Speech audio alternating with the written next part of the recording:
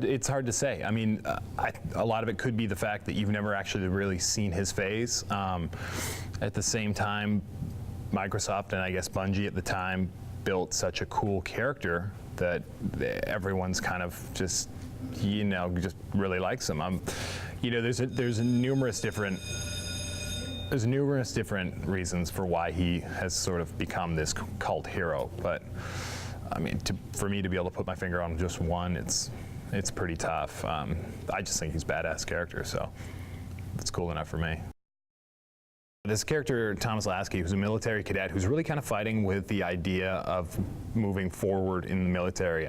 I believe one of his parents is very high up ranking officer in the military, and he's just kind of fighting with his own beliefs and what he thinks he should do and what the military is. And so it's this story of that evolving with him training and them trying to build him into a soldier and to move up in the ranks, and he's kind of pushing away against that.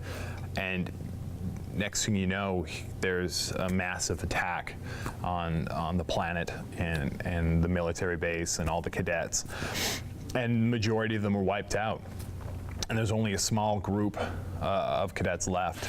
And Master Chief happens to come down and essentially try and save whatever survivors are left. He's great.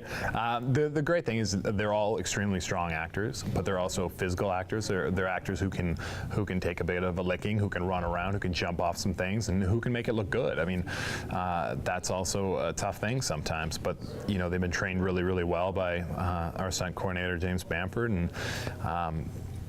and so yeah, it's a lot of fun to have these young, relatively young actors who are bringing their A game. But at the same time can mix it up a little bit. So he's been great, and the rest of them have been awesome. They had a short amount of time, and they just went to town on this thing. And I think it was a few weeks later I go back down there and try on this sort of raw, unpainted pieces that are constantly getting tweaked, but put it on, it was just so cool. It was so badass, and then they paint it, and then they put it all together, and then you put it on for the first time, and you've got this mask I think was tinted and done by Oakley, and it's just so cool once it's all put together, and you can't help but kind of have that like swagger as you walk around in the thing. So hats off to those guys for making such a cool product. This suit specifically designed just for me, so in that aspect it's quite comfortable, and I can move in it.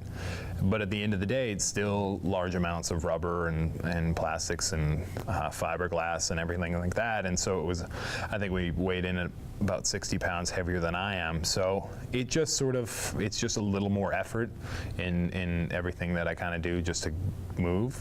But at the end of the day, it's not that bad.